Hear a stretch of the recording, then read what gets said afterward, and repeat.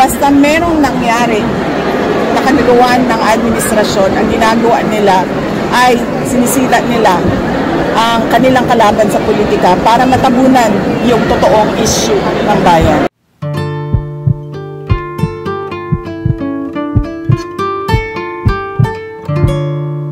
Nung lumabas naman yung kanilang May 1 na 20 pesos ang kilo ng bigas, at syempre dahil hindi naman totoo yung pangako na yon, pambobola lang naman yon sa mga tao, hindi nila kayang i-sustain, ay tinigil kaagad ng May 2, lumabas naman yung complaint kuno kay Congressman Pulong Duterte. So nakikita niyo na basta merong nangyari na kanuluan ng administrasyon, ang ginagawa nila ay sinisila nila ang kanilang kalaban sa politika para matabunan yung totoong issue ng bayan.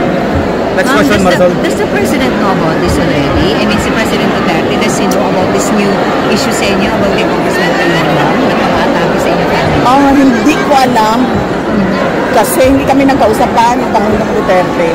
At hindi din kami nagkausap ni Congressman Pulong.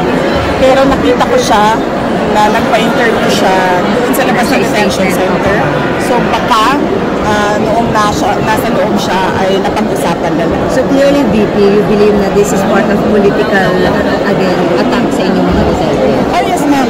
Sabi ko na nga, every time nagkakaroon sila ng issue, malaking issue na kabalbalan na ginagawa nila, ang kanilang pang-cover sa mga issue na ito ay atakihin yung kalaban nila sa politika.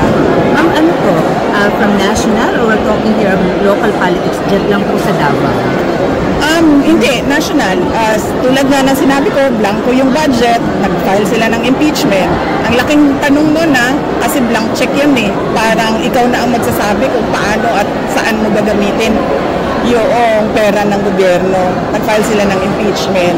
Nung nagkaroon ng drug overdose at merong namatay sa Amerika at nandoon sa loob ng kwarto si First Lady Lisa Marcos at nandoon sa police report, cocaine yung sinasabing nagkalat doon sa kwarto na yon, ay bigla na lang nilang hinila, kinidnap, kinuha, dinukot si Pangulong Duterte. Ngayon naman, 20 pesos ang kilo ng bigas, isang araw lang, tapos na, wala na.